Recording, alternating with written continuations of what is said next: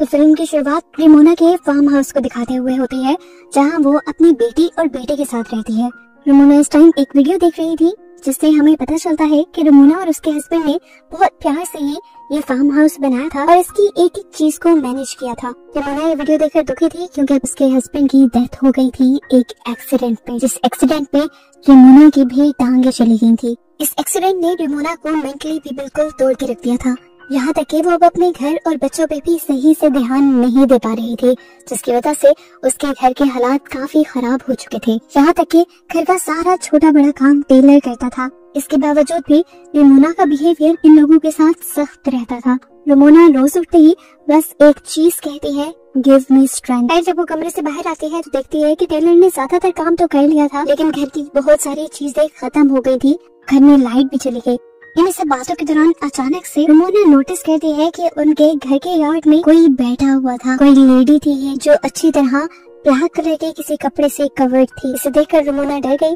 उसने अपने दोनों बच्चों को घर के अंदर रहने को कहा और खुद उससे पूछने के लिए गई कि वो यहाँ क्या कर रही है। वो इस लेडी को डराने के लिए ये भी कहती है कि अभी थोड़ी देर में मेरे हस्बैंड आने वाले हैं, अच्छा यही है कि तुम यहाँ से चली जाओ। लेकिन ये लेडी ये कहकर रेमोना को हैरान कर देती है कि तुम्हारे हस्बैंड मर चुके हैं, वो भी एक एक्सीडेंट में, और उसी एक्सीडेंट में तुम्हारी भी ये टांग गई थी। रेमोना को अब उससे डर लगने लगा। वो रेमोना से कहती है, रेमोना आज वो दिन आ गया है जिसके लिए तुम मुझे बुलाती थी, मैं आ गई हूँ। रेमोना जब उसकी बात नहीं समझ पाई तो उसने अपने खून से भरे हुए हाथ दिखा दिए। रेमोना अब तेजी से डरकर अपनी कार की तरफ बढ़ती है, ताकि वो अपनी कार को ऑन करके एटलीस्ट अपने फोन को चार्ज करे और यहाँ पर पुलिस बुला सके। लेकिन अब कार भी स्टार्ट नहीं हो रही थी।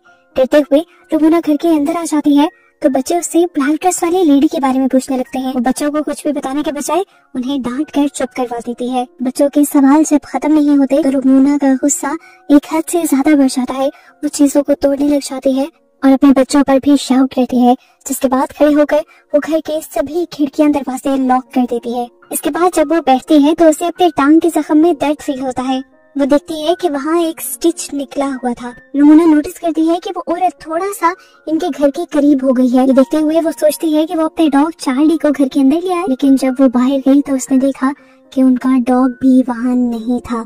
लेकिन ये बात उसने बच्चों को नहीं बताई। लेकिन अब इस डर ने उसके गुस्से को और भी ज्यादा भड़का दिया था। वो टेलर को भी एक और मर्तबा डांट देती है, यहाँ तक कि वो अपनी बेटी को थप्पड़ भी लगा देती है, क्योंकि वो बार बार आर उल्टा लिख रही थी। रेमोना को एकदम से अपनी गलती का एहसास भी हो जाता है। इतनी बड़ी गलती नहीं थी उसकी बेटी की जितनी उसने सजा दे दी, इसलिए उसने फौरन अपनी बेटी को गले लगा दिया। और जैसे ही उसने शीशे में देखा तो कुछ अजीब हुआ। उसके हाथ में एक चाकू है जो उसने जल्दी से अपनी बेटी के अंदर स्टैब कर दिया। एकदम से वो होश में आई और उसने देखा कि इस टाइम उसकी गोद में एक पिलो था, लेकिन उसने इस पिलो के अंदर चाकू स्टैब किया था। ये उसके पास किस टाइम में आया, उसे किसने पकड़ाया, कुछ याद नहीं। टेलर जब पीछे अपनी मॉम को देखता है तो और भी ज्यादा परेशान हो जाता है। वो जान गया था कि अब उसकी मॉम तो मेंटली स्टेबल नहीं है, तो इस मुश्किल से उसे निकलने के लिए खुद ही कोई रास्ता तलाश करना पड़ेगा। रेमोना अपनी बेटी को लेकर रूम में चली जाती है और वो चुपके से घर से बाहर निकल जाता है। वो गाड़ी के जरिए अपने साथ वाले फार्म हाउस में जाकर वहाँ से मदद लाना चाहता था, लेकिन कार तो पहले भी नहीं चली थी। कुछ देर में रेमोना भी उसे ढूंढते हुए यहाँ पर आ जाती है और उस पर बहुत ज्यादा गुस्सा होती है। तेजी से वो उसे घर के अंदर भी ले आई थी, लेकिन अब टेलर को भी गुस्सा आ गया था, क्योंकि वो जान गया था कि उनका डॉग चार्ली बाहर नहीं है और रेमोना कुछ उनसे छुपा रही है। टेलर अब अपनी मॉम से कहता है, आपसे कुछ नहीं होगा, मैं ही इसे हैंडल करूंगा। ये कहकर वो गुस्से में एक रूम में चला गया जहाँ पर उसके डैड की चीजें थी और यहाँ पर उसने एक गन उठा ली। रेमोना उससे आकर लड़ने लगी, ये क्या कर रही हो तुम, उसे वापिस रखो। और इनकी बहस के दौरान हमने बाहर ब्लैक लेडी को देखा, वो इनके घर के और करीब आ गई थी। अब टेलर गुस्से में गन लेकर बाहर जाता है और इस ब्लैक लेडी के ऊपर गन तान देता है और उससे कहता है, जल्दी से निकल जाओ मेरी प्रॉपर्टी पे से। औरत टेलर से डरती नहीं बल्कि अपना वेल उठाकर कहती है, तुम्हारी मॉम ने आज तक तुमसे झूठ बोला है। उसने यहाँ पे एक बहुत ही हैरान कर देने वाली हकीकत टेलर को बताई और उससे कहा कि ये बात जाकर अपनी मॉम से पूछो। टेलर गुस्से में भड़का हुआ अंदर आया और उसने रेमोना से पूछा, मेरी डैड की मौत कैसे हुई थी। रेमोना उसके इस अंदाज से डर गई और उसे कहानी सुनाना शुरू की। उस रात ही जब वो और डेविड दोनों एक फैंसी रेस्टोरेंट में गए थे, लेकिन यहाँ पर रेमोना खुश नहीं थी। उसे फार्म हाउस में रहने का बिल्कुल मजा नहीं आ रहा था, क्योंकि यहाँ पर बहुत सारे काम करने पड़ते थे। हालांकि यहाँ पर भी डेविड उसी की ख्वाहिश पर शिफ्ट हुआ था। सिटी की 9 to 4 वाली जॉब और उसके बाद घर की लाइफ उसे बोर लगती थी।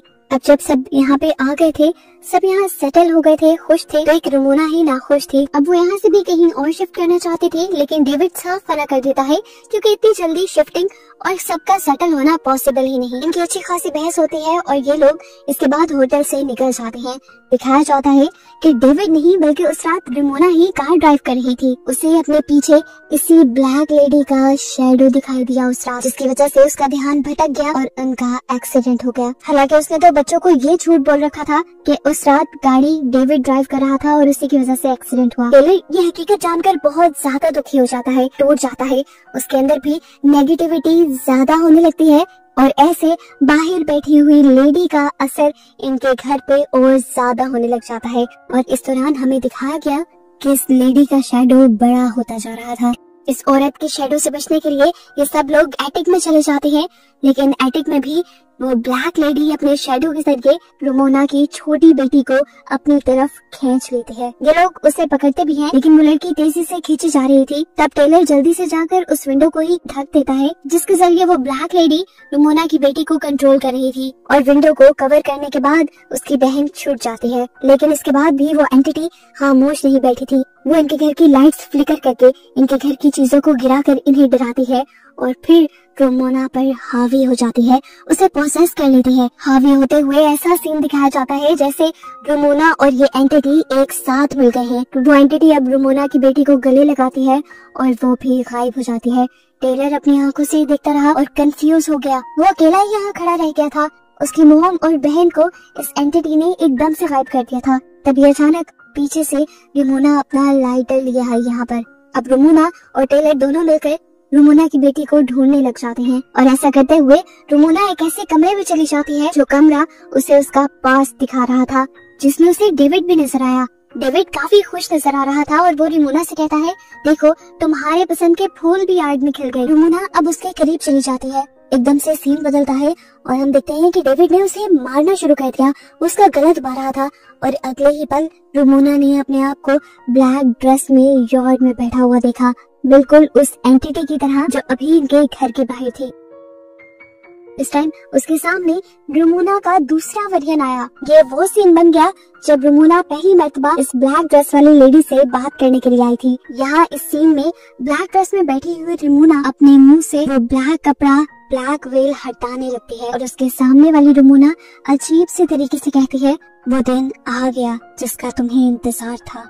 सीन अब यहाँ से कट होता है और रमोना दोबारा अपने आप को एटिक में देखती है, जहाँ उसके दोनों बच्चे मौजूद थे। ये लोग वापस नीचे उतरते हैं तो उसके सामने वो ब्लैक ड्रेस वाली लेडी आ जाती है, जिसे देखकर रमोना डर जाती है और उसके ऊपर गन तान देते हैं। तो ये लेडी कहती है, मैं खुद से यहाँ नहीं आई, तुमने मुझे बुलाया है। हर सुबह तुम उठ के कहती थी, गिव मी द स्ट्रेंथ। तुम अपने आप को अपनी जिंदगी को खत्म करने के लिए ताकत मांगती थी और अब मैं तुम्हारे पास आ गई हूँ। यहाँ पर रमोना अब इस लेडी के साथ अकेली रह जाती है। लेडी अब रमोना को भड़काती है अपने आप को खत्म करने के लिए। वो उसके गर्दन के ठीक नीचे बंदूक रख देती है और उसे चलाने को फोर्स करने लग जाती है। और अगले सीन में हम रमोना को सही सलामत उसी रूम से बाहर निकलता हुआ देखते हैं। बच्चे पूछते हैं कि वो औरत कहाँ गई। रमोना कहती है कि अब वो औरत यहाँ पे नहीं आएगी, मैंने उसे भगा दिया है और मैंने अपने अंदर इतनी हिम्मत पैदा कर भी ली है कि अगर वो अगली मर्तबा यहाँ आ भी गई तो मैं उससे लड़ पाऊंगी। ये लोग अब दोबारा घर के अंदर जाने के लिए बढ़ जाते हैं और इसी टाइम पे इनके घर की लाइट भी आ जाती है और इनका गुमा हुआ डॉग भी वापस आ जाता है। घर के अंदर जाने पर हमें एक पेंटिंग दिखाई जाती है जो रमोना ने खुद पेंट की थी और इसी के अंदर वो डार्क लेडी भी थी जिसे हम पूरी मूवी में देखते आए हैं। असल में वो डार्क लेडी रमोना के डार्क थॉट्स थे, उसकी गलत सोचे थी। उसने अपने अंदर की नेगेटिविटी को इतना बढ़ा लिया था कि उसकी नेगेटिविटी ने एक फिजिकल शक्ल ले ली, एक एंटिटी के रूप में उसके और उसकी फैमिली के सामने आ गई। आखिर में जब रमोना उस कमरे से बाहर निकली तो असल में वो अपनी गलत सोचों से, अपनी नेगेटिविटी से बाहर निकल आई थी, जिसकी वजह से वो एंटिटी भी खत्म हो गई और ये लोग भी सेटल हो गए। और बस इन्हीं को दिखाते हुए ये कहानी यहाँ खत्म हो जाती है।